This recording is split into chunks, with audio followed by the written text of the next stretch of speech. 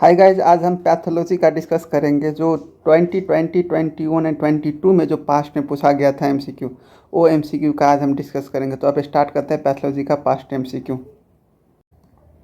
A 30-year-old female present with a history suggestive of chronic liver disease.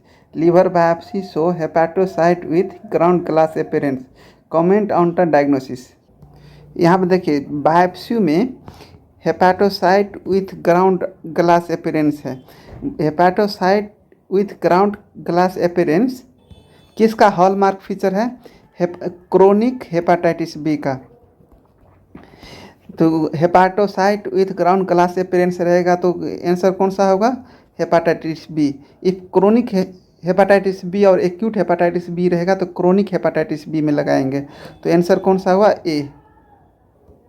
Next, a 20 years old has history of the recurrent episode of jaundice.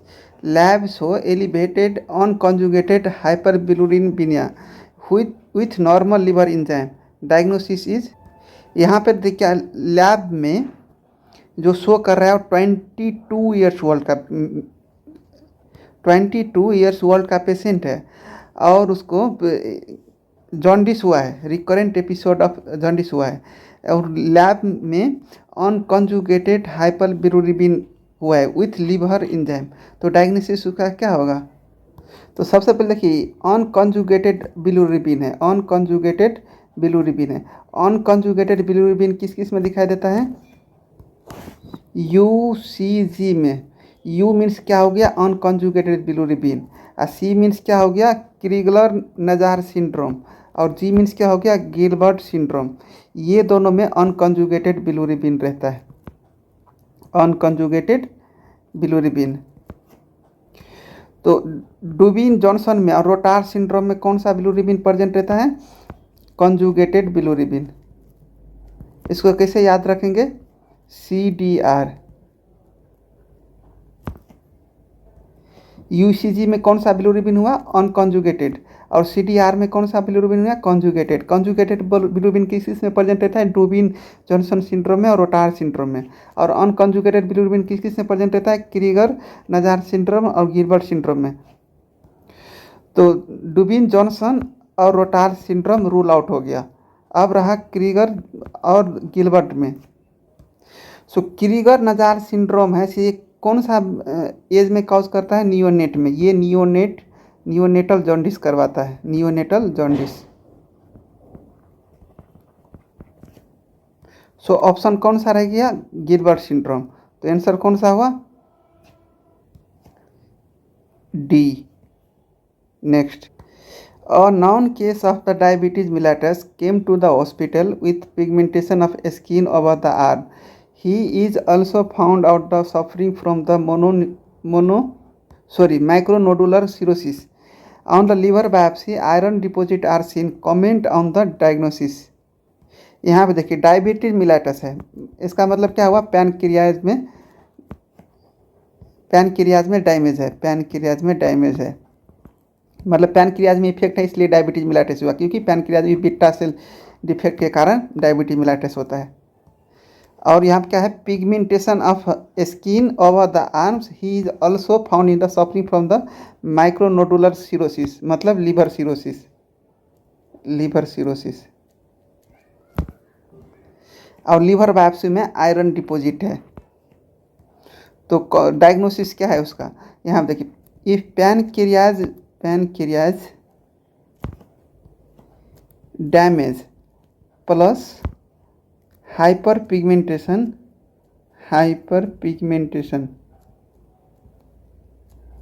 With liver cirrhosis रहेगा तो think haemochromatosis.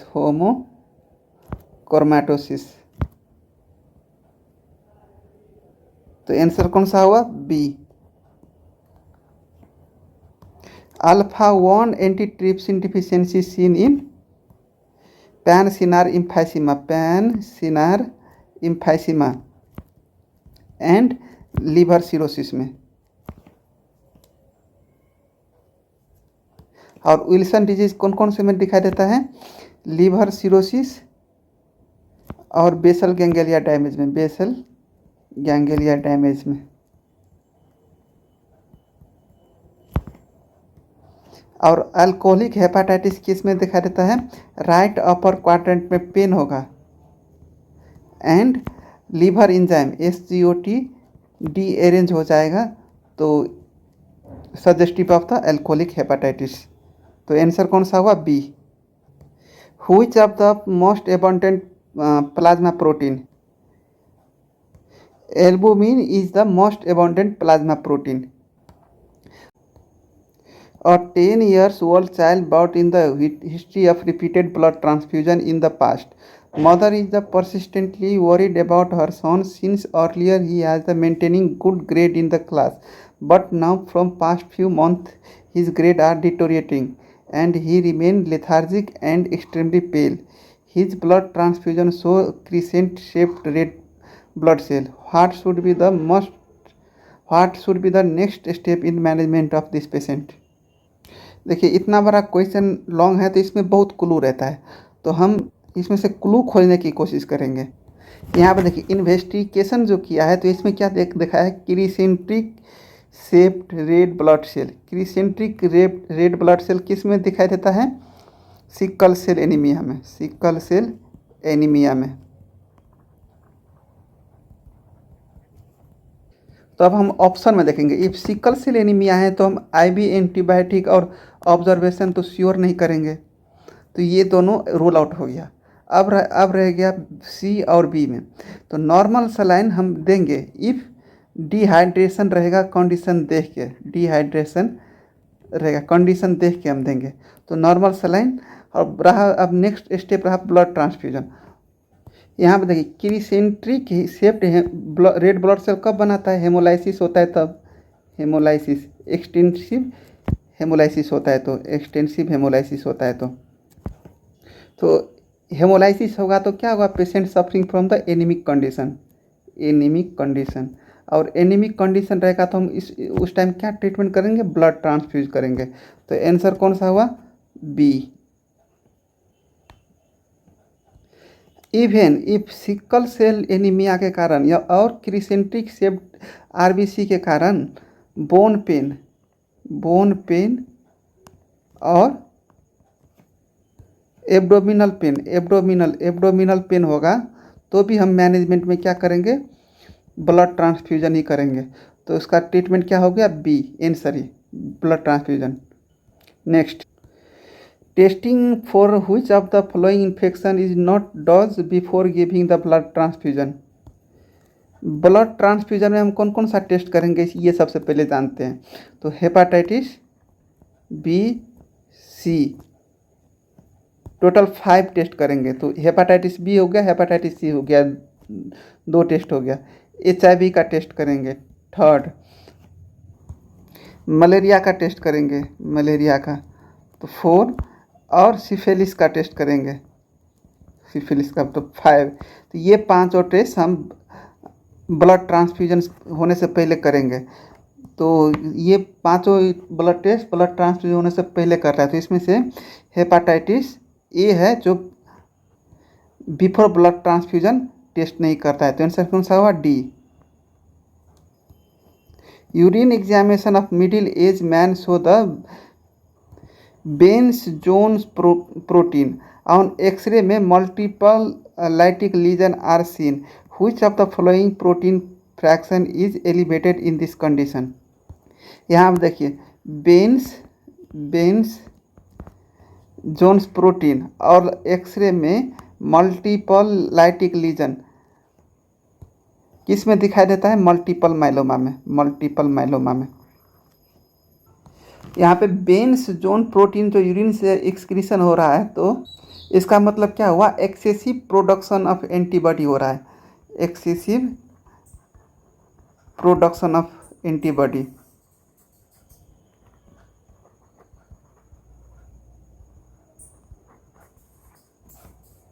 तो excessive production of antibody production होता है तो ये बेन्स Jones protein के through होके यूरिन के थ्रू एक्सक्रीट होता है। तो जो मल्टीपल मल्टीपल माइलोमा में जो एंटीबॉडी जो रहता है, ये किसके साथ बिलोंग करता है? गामा ग्लोबिन के साथ, गामा ग्लोबुलिन के साथ, ग्लोबुलिन के साथ। So excessive production of antibody is belongs to the gamma globin protein. So answer कौन सा हुआ? गामा ग्लोबिन, तो सी। A child visited the hospital with mother with complaint of the severe fatigue, lethargy, pallor and irritation. He is known case of the iron deficiency anemia. He is on oral iron supplement. After reviewing the child, doctor are planning to start IV iron supplement. What test should be done next? यहाँ देखिए, haemoglobin value लो और haematocrit level low रहेगा भी तो ये correct information iron store का नहीं देता है, तो ये रूल आउट हो गया। अब रह गया टोटल आयरन बाइंडिंग कैपेसिटी और फेराटिन में भी एक total iron binding capacity increase भी रहेगा तो आयरन लेवल नॉर्मल रहता है, आयरन लेवल नॉर्मल रहता है। अब यहाँ पे आयरन डिफिशियंसी एनीमिया बोला है, तो आयरन डिफिशियंसी एनीमिया में इसकी आयरन डिक्रीज रहेगा, आयरन डिक्रीज रहेगा, तो इसमें भी आयरन नॉर्मली बताता है। If total iron binding capacity increase रहेगा तो so before iron parental supplement से करने से पहले हम फेराटिन का चेक करेंगे, तो आंसर कौन सा हुआ? B. A 60-year-old man present with a 2 month of history of weakness and pallor. Per abdominal show moderate splenomegaly. Peripheral blood show hemoglobin 10 gram per deciliter. Leukocytosis and platelet 3 lakh cubic per mm. And peripheral smear show metamyelocyte 15%, promyeloblast 30%, myeloblast 45%। which of the following is the diagnosis? यहाँ पे देखिए 60 years old man है और 2 month history of the weakness और parallel है। Abdominal में moderate splenomegaly दिखा रहा है और पेरिफेरल ब्लड शो में हेमोग्लोबिन 10 ग्राम पर डेसीलीटर मतलब डिक्रीज है और ल्यूकोसाइटोसिस एंड प्लेटलेट 3 लाख है। उसके बाद पेरिफेरल ब्लड स्मेयर में मेटामाइलोसाइट 15%, प्रोमाइलोब्लास्ट 30% एंड माइलोब्लास्ट 45% है। तो इसका डायग्नोसिस क्या है? सबसे पहले ये माइलोब्लास्ट बोला है, तो यहाँ पे कहानी किसका है? माइलोसाइट सेल का, माइलोसाइट सेल का। तो ल्यूकोसाइट वाला रूल आउट हो गया, ALL और CLL। अब यहाँ पर देखिए एक्सीलेटर फेज ऑफ CML में क्या होता है? एक्सीलेटर फेज ऑफ CML में क्या होता है? ब्लास्ट सेल 50%, प्रोमाइलोब्लास्ट सेल कितना? 30%, basophil more than 20%, myeloblast more than 45%, platelet count decrease. If ये चारों रहेगा ना तो सजेस्टिव ऑफ द CML। और AML में क्या होता है? AML में T1517, T821, इन्वर्स 16 और T1616 with myeloblast cell more than 10% to 50%, if रहेगा तो ये सजेस्टिव ऑफ द AML। तो आंसर कौन यहाँ पे क्वेश्चन में क्या क्या दिया है, माइलोब्लास्ट 15%, प्रोमाइलोब्लास्ट 30% और माइलोब्लास्ट 45%। तो ये इतना दिया होगा तो सजेस्टिव ऑफ द CML। तो आंसर कौन सा हुआ, सी।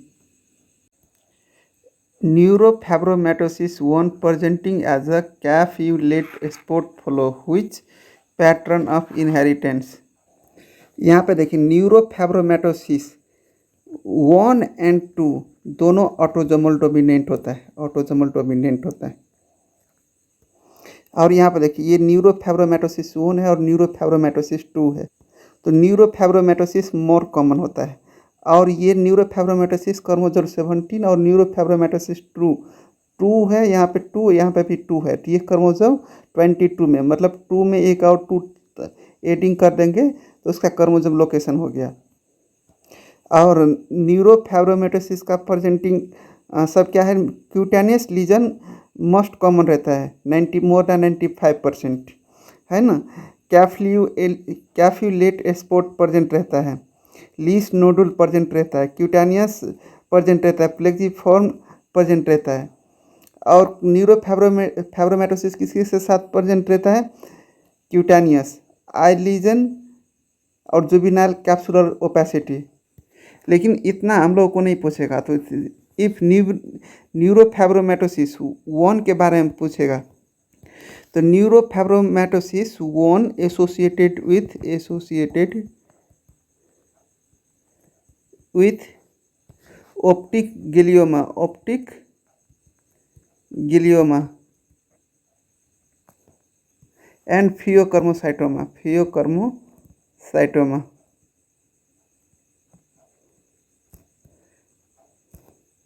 and neurofibromatosis 2 associated with acoustic neuroma।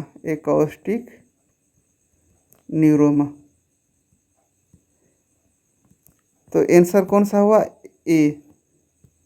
MCQ point कौन है, ये भी MCQ पॉइंट है, ये भी MCQ पॉइंट है, ये भी MCQ पॉइंट हो गया। और ऑटोजोमल डोमिनेंट बोथ है, न्यूरोफाइब्रोमाटोसिस 1 और न्यूरोफाइब्रोमाटोसिस 2 दोनों का इनहेरिटेंस पैटर्न ऑटोजोमल डोमिनेंट है। और मोर कॉमन कौन सा है, न्यूरोफाइब्रोमाटोसिस 1। और न्यूरोफाइब्रोमाटोसिस का देखिए इसमें 1 क्रोमोसोम 117 रहता है और न्यूरोफाइब्रोमाटोसिस का क्रोमोसोम 2 में 1 और 2 ऐड करेंगे तो कितना हो गया 22। तो उसका क्रोमोसोम लोकेशन क्रोमोसोम कितना हो गया 22। Next, a patient is suffering from the iron deficiency anaemia, what stain shall be used on bone marrow aspiration to confirm the iron store depletion. Iron deficiency anaemia में क्या होता है, iron deficiency होता है। तो कौन सा स्टेन यूज करेंगे बोन मैरो एस्पिरेशन में जो आयरन स्टोर डिप्लेशन कन्फर्म हो जाएगा। तो देखिए एलिजारिन रेड स्टेन क्या चीज़ के लिए यूज करता है, कैल्शियम के लिए। भोन कोसा स्टेन किसके लिए यूज करता है, वो भी कैल्शियम के लिए यूज करता है। मिथाइलिन ब्लू डाई क्यों यूज करता है, demonstrate presence of bacteria and cell structure के लिए यूज करता है, सेल स्ट्रक्चर के लिए। पुरेसियन ब्लू किसके लिए यूज करता है, ये आयरन के लिए यूज करता है। तो आंसर कौन सा हुआ, C. Microcytic anaemia will be seen in, देखिए सिडिरोब्लास्टिक एनीमिया और थैलेसीमिया में कौन सा एनीमिया दिखाई देता है, इसमें कौन सा एनीमिया दिखाई देता है, microcytic hypochromic anaemia.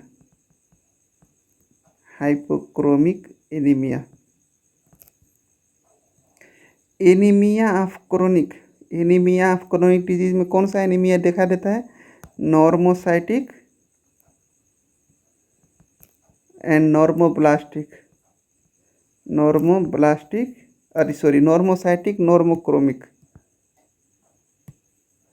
Normo normochromic anaemia.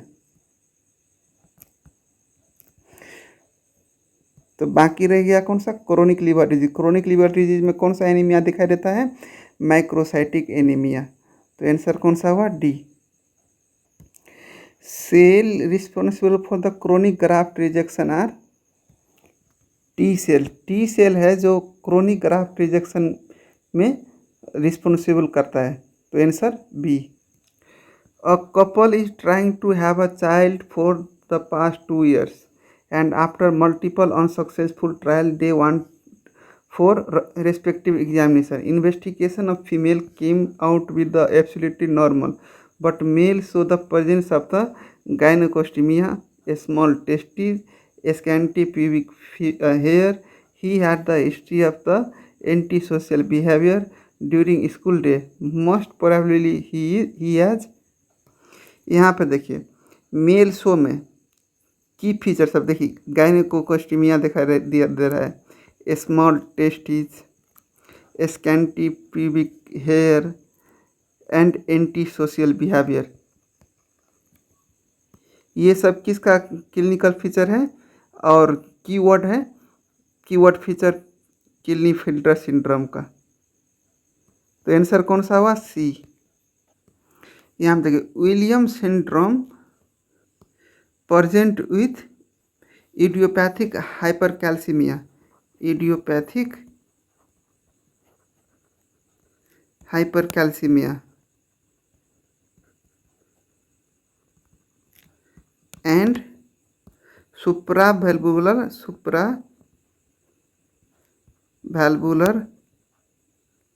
aortic stenosis। ये इसका की फीचर है। If idiopathic hypercalcaemia and supravalvular aortic stenosis रहेगा तो ये विलियम सिंड्रोम सजेस्ट करेंगे, मतलब कीवर्ड ये विलियम सिंड्रोम का है। Neural tube defect show which pattern of inheritance. Neural tube defect का कौन सा है इनहेरिटेंस पैटर्न है, मल्टीफैक्टोरियल। और न्यूरल ट्यूब डिफेक्ट मीन्स क्या हो गया, neural tube close failure. Neural tube normally कितने वीक में क्लोज होता है, 3rd to 4th week of embryo, 3rd to 4th week of embryo। If neural tube 3rd to 4th week, नहीं 3rd to 5 week, 3rd to 5 week